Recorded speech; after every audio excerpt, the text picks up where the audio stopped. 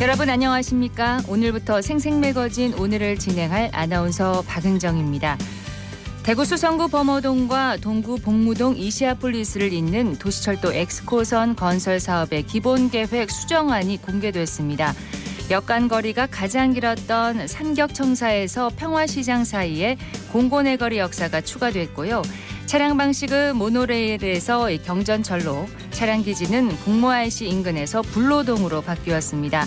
차량 기지는 주민 민원과 멸종 위기종인 맹꽁이 서식 흔적 발견으로 이동했고요. 차량은 모노레일을 생산하는 일본의 히타치가 발을 빼면서 경전철로 변경됐습니다. 대구시는 이달 말부터 주민 설명회를 열어서 의견을 수렴하고 국토교통부의 기본계획 승인을 요청할 방침입니다. 엑스코선이 완공되면 1, 2, 3호선 환승을 통해서 대구의 웬만한 곳에는 다 갈 수가 있고요.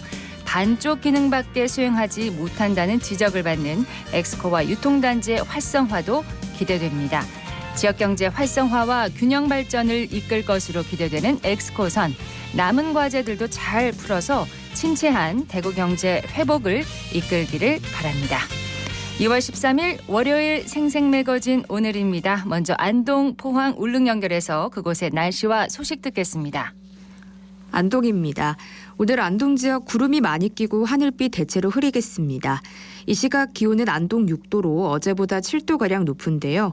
평년보다 높지만 밤부터는 기온이 점차 낮아져 내일 아침 기온은 오늘보다 4도가량 떨어질 전망입니다. 기온차가 큰 만큼 감기 걸리지 않도록 유의하시고요. 오후엔 곳에 따라 빗방울이 떨어지는 곳도 있겠습니다. 기온이 낮은 경북 북동산지엔 내일 새벽까지 눈 소식도 있으니 참고하시길 바랍니다. 안동시 세 번째 농산물 도매시장이 이르면 내년에 완공됩니다. 시설 노후화와 경매시설이 부족한 상황에서 현대화 사업이 본격적으로 추진되는 가운데 기존 농산물 도매시장에 건물 한 동이 증축되고 농산물 산지 유통센터는 스마트 시설로 확충할 계획입니다.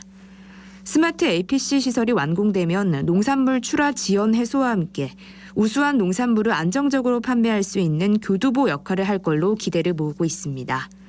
아울러 유통 효율성을 높이고 경쟁력 있는 고부가 가치 농산물 상품화를 통해 농가소득 증대도 기대됩니다. 지금까지 안동이었습니다. 이어서 포항입니다. 경북 동해안 새벽 사이 비가 내렸습니다. 이번 비 모레까지 계속 내렸다 그쳤다를 반복하겠는데요. 예상 강수량은 5에서 20mm입니다. 오늘 낮 기온 8도 안팎으로 평년 기온 조금 웃돌겠고요. 오늘 바람이 강하겠습니다. 순간 풍속 15m/s 내외 강한 바람 불겠는데요. 시설물 점검 잘 해주시고요. 풍랑주의보도 발효되어 있는 만큼 해상 안전사고에도 유의하시기 바랍니다. 포항시가 오늘부터 다음 달 6일까지 문화관광 웹 플랫폼 개편 홍보 이벤트로 팡팡 여행과 함께하는 팡슐랭 이벤트를 진행합니다. 이 팡슐랭은 까다롭기로 유명한 맛집 지도인 미슐랭과 포항의 팡을 결합한 단어인데요. 시는 이번 이벤트를 통해서 시민과 관광객을 대상으로 하는 우리 지역 숨은 맛집 찾기와 영세 자영업자를 대상으로 우리 가게 추천 코너를 진행하면서 포항의 숨은 맛을 발굴하고 홍보할 예정입니다. 맛집 사진과 추천글을 작성하면 응모할 수 있고요. 추첨을 통해 여러 상과 함께 관광 마그넷, 관광 퍼즐, 관광 스크래처 등 상품을 증정할 예정입니다. 포항에는 과메기와 대게, 오징어 등 여러 맛있는 음식들이 정말 많죠. 이번 이벤트를 통해서 관광에서 빼놓을 수 없는 식도락을 통한 포항의 맛이 많이 알려졌으면 좋겠습니다. 지금까지 포항이었습니다. 이어서 울릉입니다. 울릉도와 독도는 흐린 하늘 보이고 있습니다. 현재 기온은 어제보다 5도 낮은 4도, 습도는 67%입니다. 동해 중부 먼바다에는 북풍이 불면서 1.5에서 3m의 물결이 일고 있습니다. 오늘 여객선은 정상 운항합니다. 울릉군이 산나물과 고로쇠 등 봄철 특산물 수확 시기를 맞아 택배 물량의 급격한 증가에 따른 불편 해소를 위해 2023년 봄철 특산물 특별수송 기간을 운영합니다.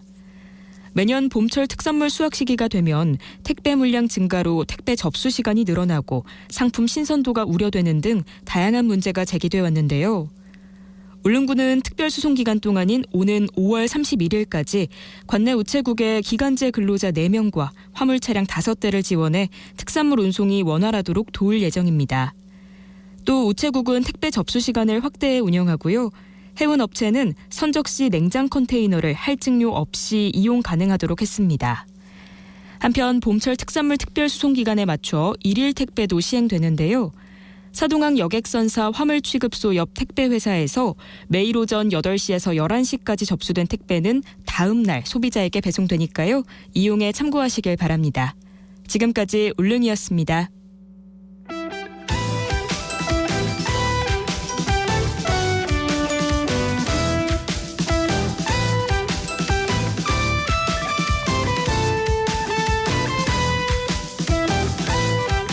열한 시 11분 지났습니다. 키워드로 살펴보는 오늘의 지역 뉴스. 월요일은 매일신문 최원영 기자와 함께합니다. 어서 오세요. 네, 안녕하십니까. 네. 자, 첫 번째 키워드는 뭔가요? 네, 20주기입니다. 예, 네. 20주기. 네. 오는 2월 18일 네. 그러니까 토요일입니다. 네. 대구 지하철 참사를 말하는 거죠? 맞습니다. 지난 2003년 2월 18일이었죠. 도시철도 1호선 중앙로역에서 화재가 나서 192명이 숨지고 151명이 다친 대구 지하철 참사가 올해로 벌써 20주기를 맞습니다. 전국 재난참사 유가족하고 시민단체 등이 이제 오늘 20주기 추모위원회 발족 그리고 추모 주간 선포를 예고한 가운데 지난 11일이었습니다. 대구 중구에 2.18 부상자 대책위원회 사무실이 있는데 네. 여기서 회의가 열렸습니다. 회의에서 이 부상자와 부상자 가족 분들 한 20명 정도가 모였는데 이 유독가스를 흡입한 부상자들은 이 목소리조차 좀 내기 힘겨워하는 모습이었습니다. 그렇군요. 네. 이분들이 전하고 싶은 메시지는 뭔가요? 예, 축약하면 도와달라라는 절규였습니다. 이분들은 이제 국가가 부상자들에 대한 치료 관리를 좀 지속적으로 해야 된다며 대책을 촉구했는데요. 네. 이동우 부상자 대책위원장은 이 20주기를 앞두고 이 부상자들의 근황과 이들에게 필요한 지원이 어떤 건지 좀 의견을 듣고자 자리를 마련했다고 하면서 이 시간이 지날수록 이 부상자들은 육체적인 정신적인 피해는 좀 커지고 있는데 지원은 점차 줄고 있어서 좀 생활고를 겪기도 하고 가정이 파괴된 이들도 많다라고 전했습니다. 참사 부상자에 대한 치료 지원이 계속 되고 있나요? 예, 이 위원장에 따르면요, 이제 부상자를 꾸준히 관리하기 위해서 이 사고가 난 직후부터 지속적으로 대구시에 위기 상담 센터 같은 이 전문기관 설치를 좀 요청을 했지만 받아들여지지 않았고요. 사고가 나고 16년 뒤에야 이 제정된 부상자 의료 지원 조례에 따라서 마련된 의료비 지원 사업도 이 사업 기간이 올해까지라고 합니다. 지원 사업이 올해 그럼 마무리되면 끝난다는 거죠, 지원이. 예, 그렇습니다. 부상자들의 고통이 그러면 20년이 지난 지금도 여전한 것 같습니다. 안타깝게도 그렇습니다. 이 사고 당시 일터로 향하던 박숙자 씨는 66세가 되셨는데요. 그때 당시 곧 열차가 출발한다라는 기관사의 방송만 믿고 이 자리를 지키다가 가까스로 구조되셨습니다. 네. 그런데 이미 많은 유독가스를 마셨고 이후에 호흡기 수술만 소호를 오가면서 11번 했다고 합니다. 박숙자 씨는 이 일반인에 비해서 기도의 크기가 3분의 1에 불과해가지고 목소리를 내는 것조차 힘겹다고 울먹였고요. 또 사고로 딸이 정상적인 사회생활이 불가능해서 지금까지 생계를 책임지고 있다는 민금순 씨는 이 사고 당시에 이 고3이었던 딸이 이제 40대를 목전에 두고 있는데 최근까지도 이 극단적인 선택을 시도하면서 후유증이 심각하다고 합니다. 네. 그래서 부상자뿐만 아니고 이제 부상자 직계 가족에 대한 지원도 좀 마련돼야 한다 호소했습니다. 부상자들의 상태가 어떤지 어떤 네. 상황인지 대구시나 대책위 등에서 지금 살피고 있는 부분이 있습니까? 예, 지난해 하반기에 이 지하철 참사 부상자 실태 조사가 진행이 됐는데요. 근데 이에 대해서 이제 당사자들은 좀 실망스럽다라는 반응입니다. 이 실태 조사가 부상자별로 이제 근황을 파악하기 위한 것이었는데 네. 이 대부분 전화를 통해서 조사가 이루어졌고 이 구체적인 데이터도 확보되지 않았다고 합니다. 대구시와 대책에 따르면은 실태 조사 응답률도 한 40%대에 그쳤고요. 그리고 이날 회의에서 이 부상자 대책위의 존폐 여부에 대해서도 좀 논의가 됐는데 네. 지금까지는 이동우 위원장의 좀 개인 사비하고 이 부상자 가족들의 후원금으로 위원회가 좀 연명해 왔는데 몇 년 전부터는 금전적인 한계가 뚜렷하다고 합니다. 그래서 부상자들은 이곳을 대체할 수 있는 다른 기관이 생기기 전까지 이제 위원회가 없어져서는 안 된다는데 공감대를 형성했고 네. 위원회가 없어지면은 앞으로 또 무상자 관리는커녕 관심을 주는 곳도 없어질 거다 이렇게 걱정을 했습니다. 시간이 지나면서 관심과 지원이 점점 네. 옅어진다면 이분들의 고통은 또 가중되지 않을까 싶습니다. 맞습니다. 예. 자, 다음 키워드로 넘어가 보도록 하겠습니다. 두 번째 키워드는 뭔가요? 네, 건설 현장 불법 행위입니다. 건설 현장의 불법 행위가 요즘 네. 이슈가 되는 것 같더라고요. 맞습니다. 전국적으로 이슈가 되고 있는데요. 지난해 12월부터 이 건설 현장 불법 행위에 대해서 특별 단속을 벌이고 있는 대구 경찰청이 건설 노조원 35명을 강요, 갈취, 업무 방해 혐의로 입건했다고 최근 밝혔는데요. 경찰에 따르면 지난 3년간 대구에서 벌어진 건설 현장 150곳이 수사 대상이고 이 피해 금액은 한 300억 원 정도 되는 걸로 파악됐습니다. 네. 이들은 단체 협약비를 주지 않으면 집회를 통해서 공사를 지연시키거나 이 노조원 고용을 요구하면서 이 공사 현장 출입구를 막은 혐의 등을 받고 있습니다. 건설 현장 인근 주민과 원만히 합의하지 않으면 이 구청에 민원을 넣어서 피해를 줄 것처럼 협박하고 합의금을 요구하기도 했습니다. 건설 현장 불법 행위에 대한 그 수사가 이제부터가 본격적인 시작이라고요? 맞습니다. 그동안 광범위한 범죄 정보를 좀 수집해온 경찰은 최근 강력 범죄 수사계의 사건을 배당하고 구체적인 혐의를 살피고 있는데요. 양대 노총 포함해서 모든 노조가 수사 대상에 올라와 있습니다. 특히 대구는 최근 몇 년 사이에 주택 공급량이 굉장히 가파르게 급증해서 이 수사 대상자하고 피해 추정 금액도 전국에서 손꼽히는 규모로 알려졌습니다. 네. 통계청에 따르면 대구시 주택 인허가 실적이 19년, 20년, 21년 3년간 8만여 건 정도 됐는데 이게 같은 기간 부산의 5만 9천여 건보다 한 34% 정도나 많았습니다. 경찰 수사는 대표적인 건설 현장 불법 행위로 꼽히는 원래비 요구하고 노조 전임비 강요 같은 것들에 집중될 전망입니다. 네. 지난달 국토부 조사에서도 이 두 유형이 전체의 한 80% 차지했습니다. 원래비와 또 전임비 강요가요? 근데 네. 이게 어떻게 다른 건가요? 원래비와 노조 전임비가요? 예, 좀 뭔가요? 생소할 수도 있는 예. 개념인데 이 원래비라는 거는 이 건설 하청업체가 타워 크레인 기사 같은 분들한테 이제 위험 작업을 부탁하면서 지급하는 웃돈, 그러니까 이제 급행료를 말합니다. 예, 건설업체가 공사 기간을 최대한 앞당기려 만든 이제 건설업계의 오랜 관행으로 꼽히고요.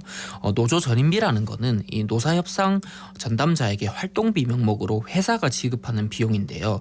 이 건전한 노사관계 발전을 위한 제도로 도입이 됐는데 네. 이제 일부 건설 현장에서는 단체 협약을 맺지 않은 노조도 이 노조 전임비를 요구하면서 문제가 되고 있습니다. 네. 이게 불법 행위라는 거죠? 네, 그렇습니다. 노조 입장은요?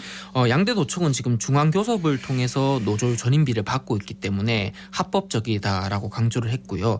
그런데 실질적인 조합원이 없는 이 소규모 노조가 노조 전임비를 요구하고 주지 않으면 협박하는 사례는 문제가 있다고 공감을 했습니다. 네. 이 원래비에 대해서는 일방적으로 불법 취급하는 것에 대해서는 유감을 표했습니다.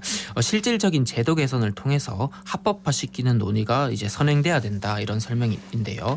이기루 민주노총 대구 본부장이 이 정부에서 건설 노조를 이 돈 뜯어가는 집단으로 묘사하는 것에 대해서는 동의할 수 없다면서 민주노총을 흠집내기 위해서 의혹이 있는 것처럼 조사하고 압수수색하고 있다 이런 비판 목소리를 내기도 했습니다. 네. 건설 행위, 불법 행위에 관한 수사 이야기를 했고요. 네.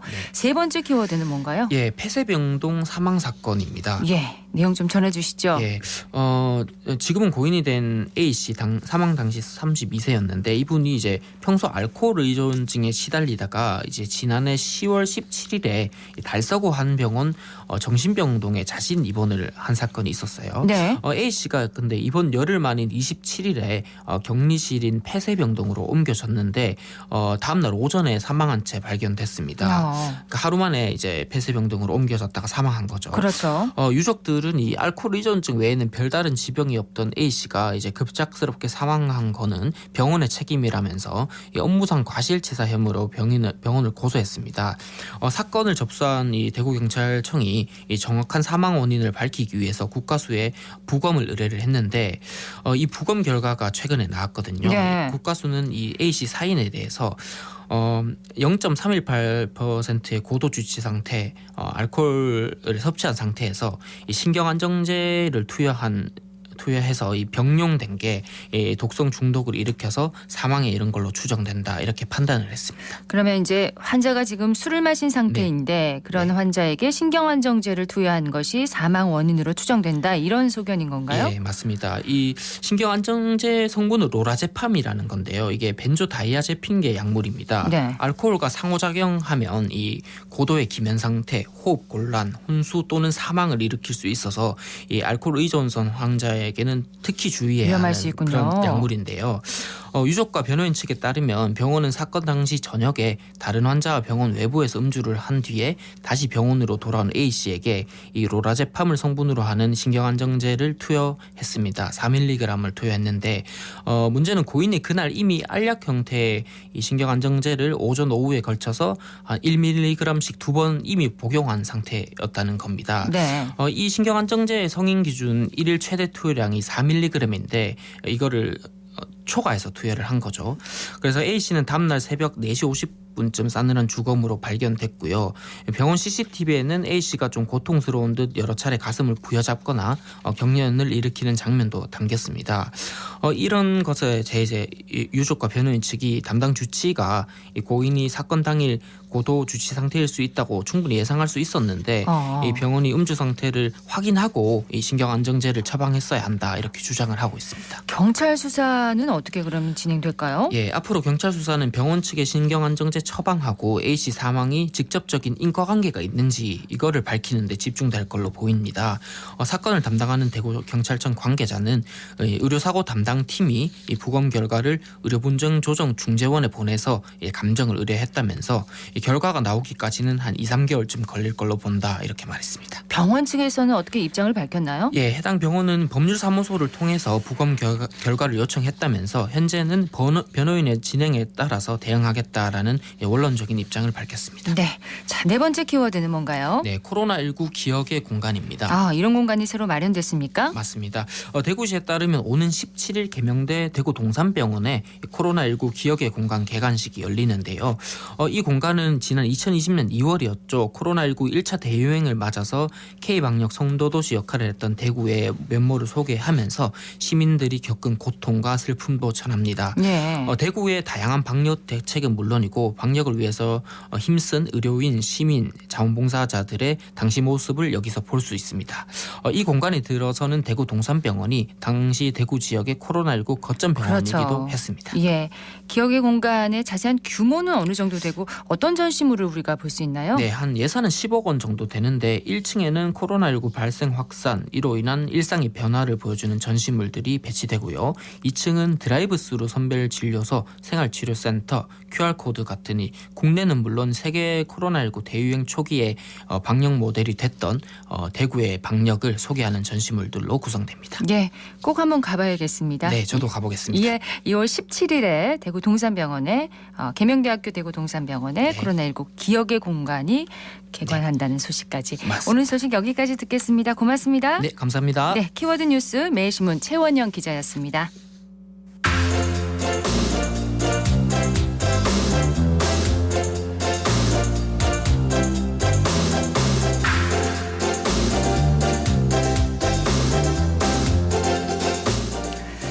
일을 할 수 있는데 일자리를 잘 찾지 못하는 어르신들이 참 많습니다. 대구교통공사에서 노인 일자리 창출과 도시철도를 이용하는 시민들의 안전 확보 그리고 서비스 개선까지 일석삼조의 효과를 내는 시니어 안전지킴이를 이달부터 운영을 한다고 하네요.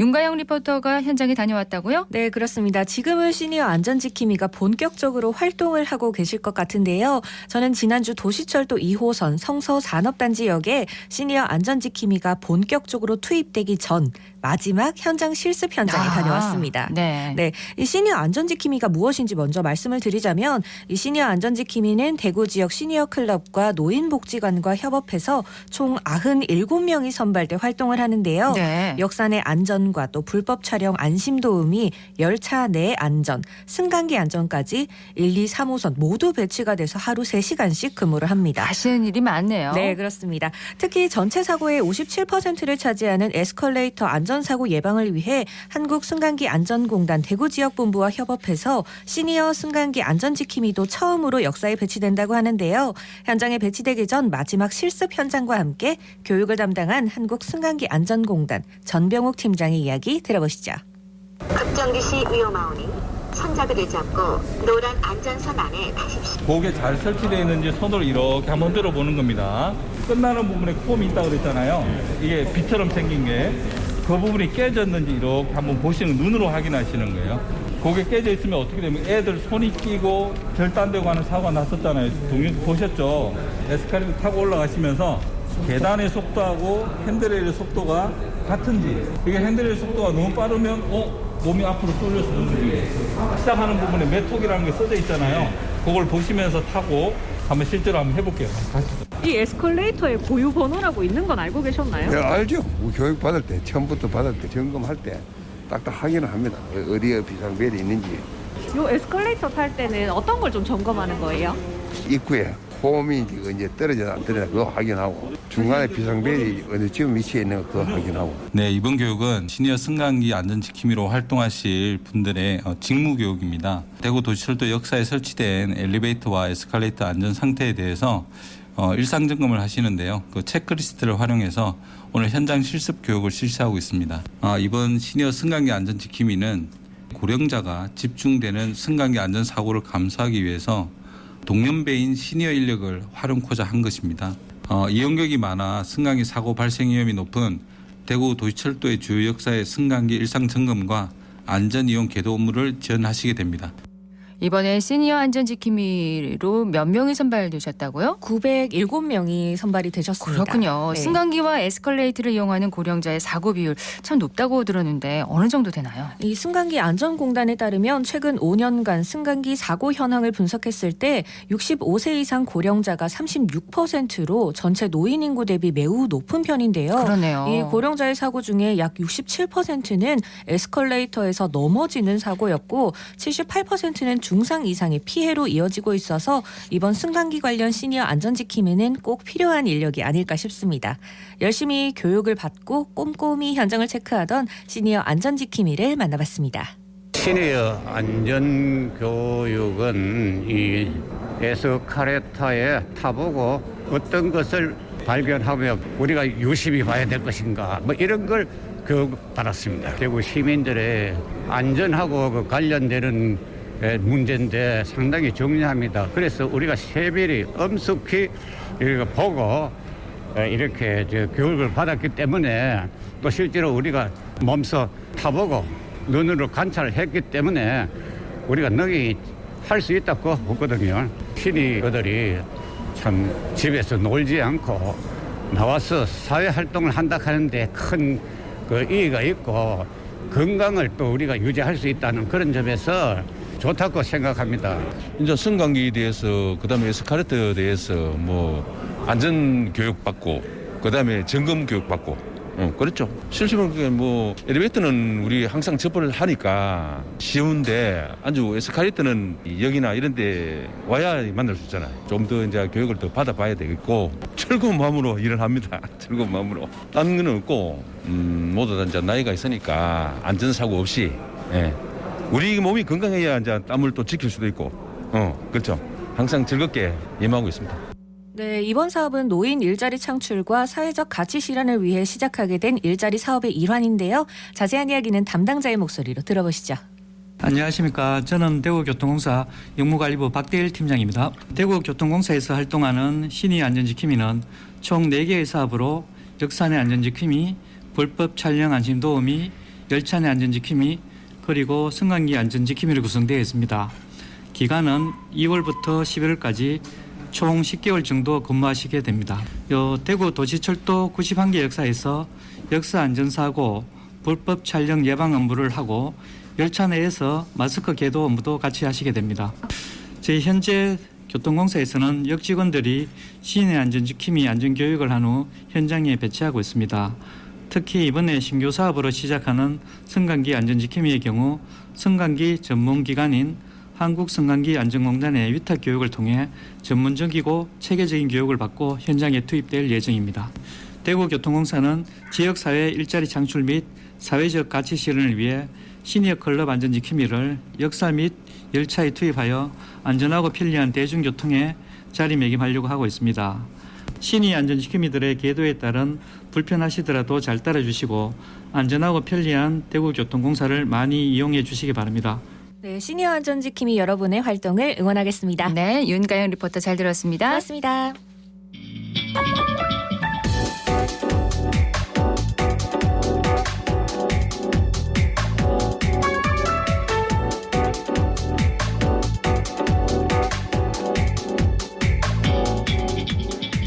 묻고 듣고 생각과 마음을 나누는 방송. 지금 여러분께서는 대구 경북을 보고 듣는 생생 매거진 오늘을 함께하고 계십니다.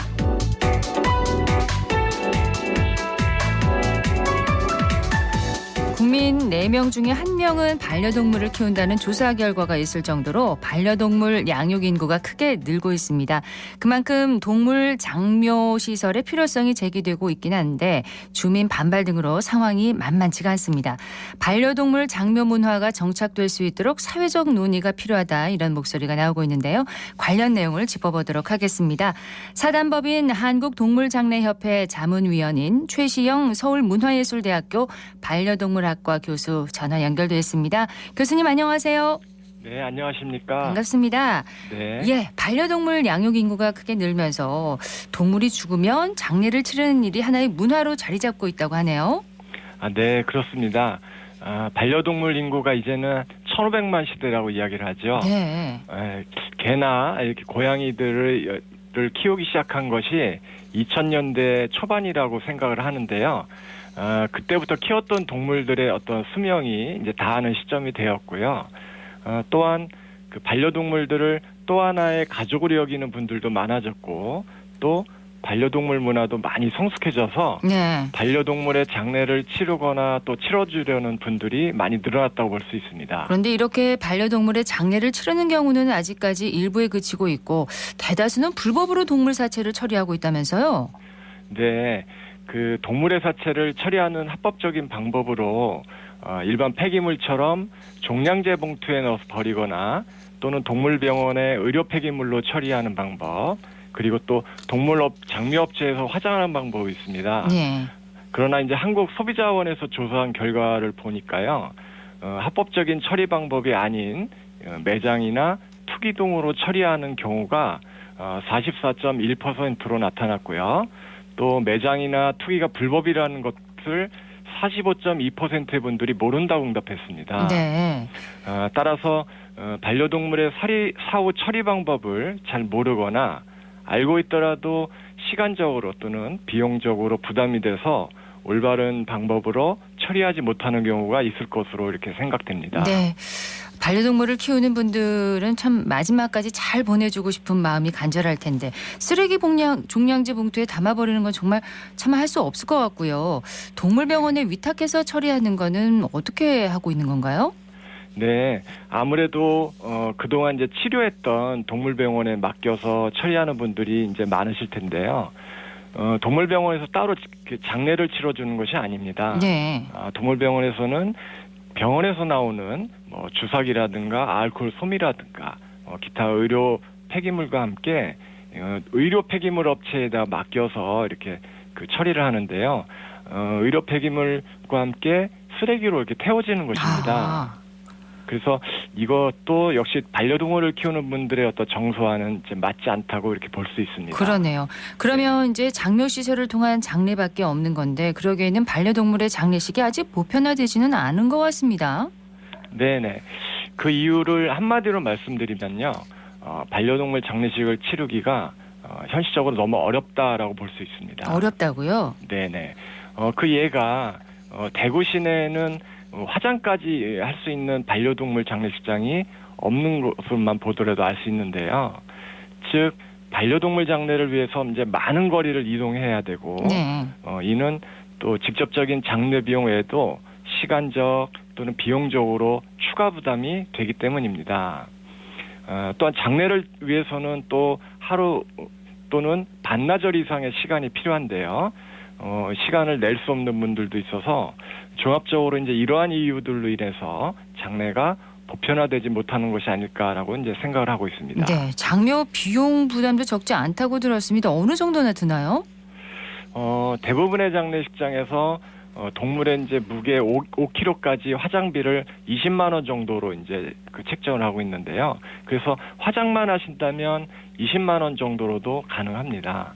이제 물론 뭐 수의나 관 이런 추가적인 용품을 선택하시면 비용이 이제 늘어날 수밖에 없겠고요. 그렇겠죠. 그리고 이제 일반적으로 봤을 때 뭐 화장하시고 기타 용품 또는 유골을 이용해서 만드는 스톤이나 이제 그 납골당이라고 하는 이제 이런 곳에 안치를 하게 되면 네. 대부분 한 60에서 70만 원 정도 이렇게 그 필요하다라고 말씀드릴 수 있습니다.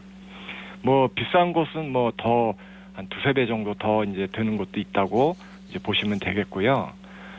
이러한 이제 장례 비용에는 그 여러 가지 비용이 포함이 돼 있는데 네. 장례식장 설립에 이제 드는 여러 가지 기간이라든가 이제 비용 같은 것들이 다 반영돼서 이 아마 그 장례 비용이 책정이 됐을 건데요. 그래서 아직까지는 장례 건수가 많지 않아서 이러한 비용이 좀 고가라고 이렇게 생각이 됩니다. 그렇군요. 그 대구에는 아직 정식 반려동물 화장장이 없다 보니까 대구에서 이제 동물을 화장하려면 경북까지 이제 가야 하는 그런 실정인데 지금 동물 화장장 설치 규정을 보면요. 인구 밀집 지역은 안 되는 것으로 나오더라고요. 네네. 예, 2019년 동물보호법이 일부 개정되면서 20가구 이상의 그 인가 밀집 지역과 학교 등으로부터 300m 이내에는 그 동물 장묘업을 등록할 수 없게 됐는데 네네. 그렇다면 원정 화장은 다른 대도시에 사는 분들도 마찬가지가 아닐까 싶어요. 네. 뭐 서울에도 당연히 반려동물 장례식장이 없고요. 수도권에 있는 대부분의 시군에도 이제 장례식장이 없습니다. 네. 또한 뭐 대전이나 광주, 제주 등에도 반려동물 장례식장이 없어서요. 이제 인근 지역의 어떤 반려동물 장례식장으로 가고 있는 형편입니다. 자, 그래서 이제 지자체에서 공공 장묘 시설 설치에 나서기도 하는데 대구의 경우는 달성군에서 이 추모 시설을 갖춘 반려동물 테마파크를 짓겠다고 나섰습니다. 네네. 이제 갈수록 이제 개인이 반려동물 장례식장을 설립하기가 어렵기도 하고요. 또 반려동물 장례식장은 사회적으로 이제 반드시 필요한 시설입니다. 네. 그러므로 이제 동물보호법에서도요, 2018년도에 개정이 되어서 공설 동물장묘 시설을 설치할 수 있도록 되어 있는데 이제 역시 이것도 주민의 반대로 인해서 상황이 어렵습니다. 그래서 개인적인 생각으로는 지역 주민의 의견들을 잘 수렴하고 또 지역의 발전을 위한 계획 또는 청사진들을 제시하여서 네. 반려동물 장묘 시설을 유치하면 지역의 어떤 발전과 고용 창출 등에 많은 도움이 될 것이다라고 생각을 하고 있습니다. 그러니까 아직은 국내에는 공설 장묘 시설이 없는 건가요? 지금 한 곳이 있는데요. 네. 지난 2021년 전라북도 임실군에 전국에서 첫 번째로 공설 장묘 시설이 설립되어서 운영을 시작했습니다. 시행 초기에는 이제 주민 반발도 많았는데요.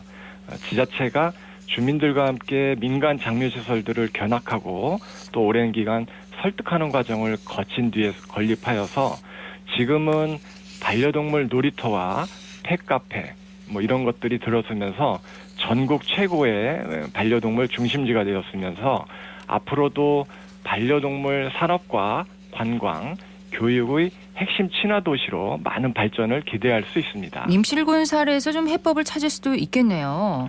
네, 그렇죠. 먼저 지역 주민과의 소통을 통해서 반려동물 장묘 시설이 혐오 시설이나 기피 시설이 아니라는 인식을 심어주는 것이 중요하고요. 네. 지역의 수건 사업 같은 어떤 인센티브를 제공하고 지역 주민들을 고용하여서 지역의 소득 증대에 기여할 수 있는 그런 방안을 제시하고 또는 단지 장묘 시설뿐만 아니라 그 반려동물 관련 지역 특화지구 등으로 조성하면 가능하지 않을까 생각을 합니다. 예. 환경오염 문제 같은 것들은 뭐 기술적으로 얼마든지 보완이 가능하고요.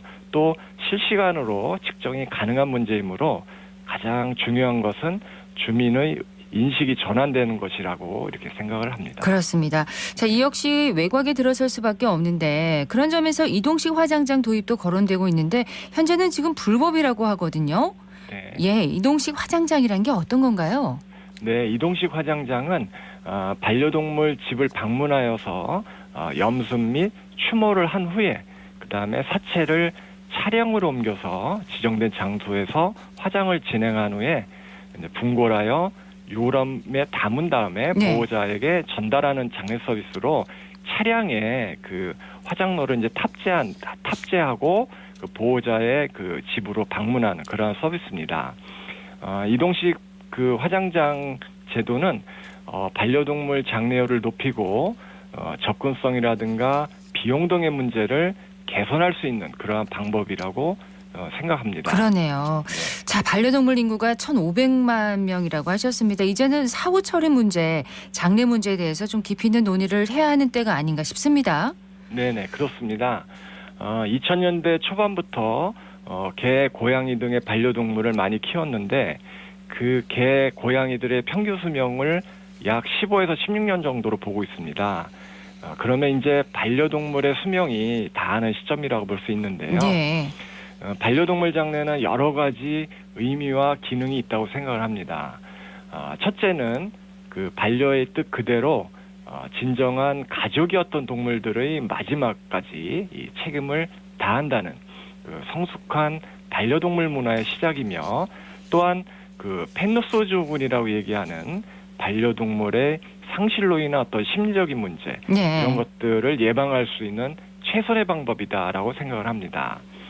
그리고 무분별하게 매장을 하면은요 2차 환경오염이 이제 발생할 수 있습니다. 그래서 그러한 것들을 방지할 수 있는 이러한 여러 가지 사회적인 기능이 있다라고 말씀드릴 수 있습니다. 자, 올바른 반려동물 장려 문화를 잘 정착시키려면 어떤 부분부터 개선해 나가야 할까요? 자, 무엇보다도 반려동물의 마지막까지 책임지겠다는 성숙한 반려동물 문화의 정착이 중요하고요. 그 다음에 반려동물 장례시설은 혐오시설이 아니라는 어떤 지역 주민의 인식도 개선이 되어야 될 것 같습니다. 네. 네. 그리고 지금 이제 반려동물은 그 물건으로 민법에 규정이 돼 있는데요. 이제는 좀 개정이 되어서 물건이 아닌 제3의 지위가 될 수 있도록 그 법률이 개정되면 좋겠고요. 네. 또는 사체 처리 방법도 대부분의 방법이 화장입니다. 그러나 조금 더 발전을 하여서 친환경적인 어떤 처리 방법에 대한 연구도 필요하다고 생각하고요. 또 방송이나 관련 주무부처에서도 이 사후 처리에 대한 홍보나 계도 활동도 필요할 것이다라고 생각을 합니다. 네, 올바른 반려동물 장려 문화가 잘 정착될 수 있도록 깊이 있는 그런 논의가 필요해 보입니다. 오늘 말씀 고맙습니다. 네, 수고하셨습니다. 네, 지금까지 최시영 서울문화예술대학교 반려동물학과 교수였습니다.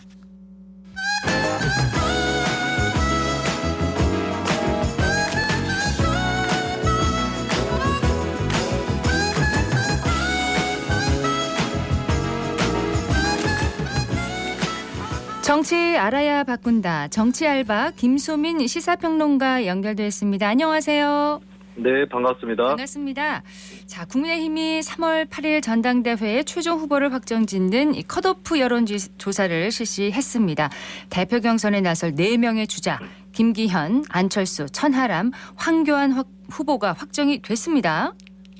네, 그렇습니다. 순위하고 득표율은 공개가 되지 않았기 때문에 현재 놔두는 이야기들은 일단 좀 사실 확인이 안 된 것으로 일단 봐야 될 것 같고요. 네. 다만 김기현 후보가 앞서 나가고 있다라고 하는 것은 이번 컷오프 여론조사와 별개로 어느 정도 공인되고 있는 사실입니다.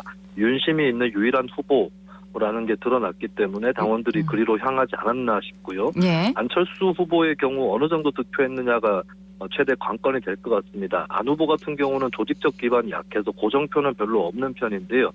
다만 비유는 아니지만 친윤 독주에 심각한 문제의식을 느끼는 당원, 이쪽이 안철수 후보 지지층이 될 텐데 국민의힘의 향후의 어떤 방향을 가를 수 있는 층으로도 분류될 수 있기 때문에 이번 전당대회에서 그 층이 어느 정도인지 확인하는 그런 의미는 있겠습니다. 네. 그리고 천하람 후보는 이준석 전 대표, 유승민 전 의원 지지층, 그리고 황교안 후보는 강경 보수층 대변을 하고 있는데 어느 정도로 안철수 후보를 추격하고 있는지 또 이것이 남은 기간의 관건이 될 것 같습니다. 그렇군요. 자, 최고위원 선거에 출마한 후보 중에는 친윤 핵심으로 꼽혔던 박성중, 이만희, 이용 의원은 컷오프에서 낙선했습니다. 친윤계의 영향력이 예상보다 좀 상당히 약한 게 아니냐 이런 분석도 나오던데요. 네, 그런데 8명 중에 비윤이라고 할 수 있는 후보가 2명이고 나머지 6명은 친윤 또는 적어도 비윤은 아니다라고 분류할 수 있는 그런 후보들이기 때문에 예. 박성중, 이만희, 이용 의원의 낙선이 친윤의 저조라기보다는 친윤 내부에서의 경쟁 결과라고 봐야 될 것 같습니다. 경쟁 결과이다. 네. 네. 그래서 통과한 사람들을 보면은 김병민, 조수진, 김재원, 정미경, 민영삼, 태영호 이 후보들인데 이 후보들은 종편 출연이라든지 이런 것을 통해서 인지도가 박성중, 이만희, 이용 의원보다 높은 편이었다라고 하는 게 승부를 갈랐다고 볼 수가 있겠고요. 네. 그리고 컷오프 여론조사에서 최고위원 후보에 대해서 2명까지 지목을 할 수 있습니다. 그렇다면은 이 짝짓기라고 할 수 있겠죠. 그것이 작동이 돼야 되는데 박성중, 이만희, 이용 의원이 거기에 들어가기까지 네. 어떤 여유라든지 이런 것들이 경선 초반이기 때문에 없었다라고 볼 수가 있을 것 같습니다. 예. 네. 자, 그러면 한편 이준석 전 대표 쪽 인사들로 분류되는 인사들 4명, 또 대표 경선의 천하람 후보, 또 일반 최고위원의 김용태, 허은하 후보, 청년 최고위원의 이긴 후보는 모두 컷오프를 통과했잖아요. 선전이라고 봐야 할까요? 아니면 본선 전망은 어떻게 되는지 좀 짚어주실 수 있나요? 네, 컷오프에서 일반 최고위원 2명 후보, 이준석계 후보 2명이 통과한 것은 어느 정도 예견되었던 결과라고 봐야 될 것 같습니다. 8명을 통과시키는 투표에서 2명이 통과가 된 것이다. 네. 라고 한다면 이제 어느 정도 당에서 고정적인 지지층은 있었다라고 봐야 되겠죠. 그리고 이제 남아있는 일정들을 본다면 일단 대표 경선하고 청년 최고위원 선거는 한 명만 뽑습니다. 네. 천하람 후보, 이긴 후보가 각각 나서 있는데 이준석계에서 근데 여기 1등을 한다라는 것은 현재로서는 상당히 희박해 보이는 것은 사실이고요. 희박하다. 다만 최고위원 선거에서 당선자가 나오게 되면 최고위원회에서 친윤계에 맞서서 싸울 수 있는 이준석계 스피커가 확보된다라고 하는 그런 특징이 있겠습니다. 예. 1인 2표로 최고위원 선거가 치러지는데 김용태, 허은하 두 후보를 모두 지지하는 이준석계 당원들이 많을 것이라고 보여지는데요. 이것은 한편으로는 둘 다 당선될 수 있고 한편으로는 둘 다 낙선할 수 있다라고 하는 기대감과 리스크를 양쪽을 다 키우게 됩니다. 그렇다면 이제 친윤계 입장에서는 일부 후보들에게 표가 쏠려서 김용태, 허은하 후보가 3, 4위로 입성하는 이 시나리오를 막기 위해서 네. 표 분산을 하는 이런 전략을 펼 것으로 유력하게 좀 전망을 해볼 수 있겠습니다. 예. 자, 그리고 지난주 금요일에 더불어민주당 이재명 대표 소환 조사가 있었는데 11시간에 걸친 조사를 마치고 난 뒤 이 대표와 검찰의 신경전이 이어졌어요. 네, 완전히 말이 엇갈리고 있습니다. 이재명 대표는 진술서 단어의 의미나 문장 해석에 시간을 많이 보내고 왜 다시 불렀나 의심이 될 정도였다라고 검찰 조사에 대해서 이야기를 했고요. 검찰 측에서는 서면 진술서의 진위 여부를 확인하기 위해서 배치되는 증거를 제시하고 질문을 했는데 이 대표가 오히려 신경질적 반응을 보였다. 이런 정반대의 내용을 진술을 하고 있는데 네. 아직까지 현재로서는 이 부분에 대한 진위는 확인을 할 수가 없는 것일 수밖에 없겠고요. 조사는 어떤 것을 조사를 했느냐 했을 때 1차 소환 때처럼 대장동 위례신도시 개발, 불법 대선 자금 의혹 이것을 두고 조사를 했을 것으로 보이는데 이 대표가 서면으로 답변했던 내용에 보면 정진상, 김용씨 이 측근에 대한 얘기가 나오지 않습니다. 그렇습니다. 이들과의 관계가 추가로 좀 검찰이 캐묻는 그런 상황이 됐을 공산이 높아 보입니다. 예, 이후의 일정에 대해서는 추가 소환이 있을 것이다. 다음 주에 구속영장을 청구할 것이다. 이런 두 갈래 관측이 나오고 있는데 어느 쪽으로 흘러가게 될까요? 네, 대장동 위례신도시 이 같은 문제로 추가 소환 요구는 하지 않을 것 같습니다. 이미 2차례 소환을 했고 네. 이 대표가 서면 진술서로 가름하는 전략을 썼기 때문에 추가 소환의 실효성이 떨어진다라고 검찰로서는 판단할 수밖에 없을 것 같고요. 그렇다면은 일단 성남FC 대장동 위례신도시 이 사안을 가지고 구속영장 청구를 해서 국회에 체포동의안이 올라가는 시나리오가 굉장히 유력해 보입니다. 네. 그런데 추가 소환 가능성이 전혀 없는 것은 아닌 게 쌍방울 그룹 의혹과 백현동 개발 의혹이 있습니다. 쌍방울 그룹 의혹은 재정총괄본부장을 맡은 소위 금고지기 김모 씨에 대한 조사가 이루어지고 있고요. 네. 또 백현동 개발 의혹 같은 경우는 검찰이 대장동 의혹보다 더 자신 있다라고 주장을 하고 있는 이런 의혹인데 이런 시나리오도 가능합니다. 일단은 체포동의안을 대장동 위례신도시 성남FC 이것으로 체포동의안을 올린 다음에 네. 국회에서 부결이 될 경우에 또다시 쌍방울 그룹 의혹이나 백현동 개발 의혹으로 이재명 대표에 대한 소환 조사를 다른 시도를 하고 의혹으로. 네. 예, 그다음에 다른 의혹을 가지고 구속영장을 청구하고 또 체포동의안이 올라오는 이런 시나리오도 가능해 보입니다. 네.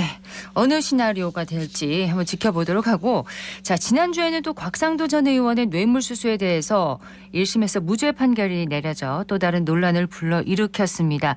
정영학 녹취록으로는 혐의 입증이 안 된다는 판결이 나오면서 이재명 대표 혐의 역시 정영학 이 녹취록으로는 혐의가 입증되지 않을 거다 이런 예측이 나오고 있어요.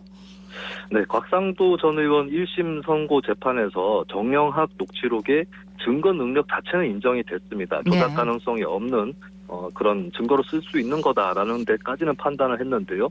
근데 이 일부 진술 내용에 대해서 증거가 되지 않는다고 본 것이죠. 예를 들면은 김만배 씨가 곽상도 전 의원과 그 아들로부터 들은 것을 전원 형식으로 정영학 회계사에게 언급을 하는 소위 전문 진술이 있는데 이것은 신빙성 검증이 그 자체로는 안 되는 것이고 허언일 가능성도 있기 때문에 증거 능력이 이 부분에 대해서 인정되지 않으면서 무죄 판결이 난 것입니다. 그러니까 결론적으로 말씀드리면 정영학 녹취록만으로 증거 입증은 되지 않는다. 다른 진술이나 물증이 겹쳐져야 된다라고 하는 것이고요. 네. 그럼 이재명 대표 조사에서도 이 정영학 녹취록 외에 검찰이 다른 진술이나 증거를 확보했느냐가 관건이 될 것 같습니다. 다른 증거가 있어야 한다.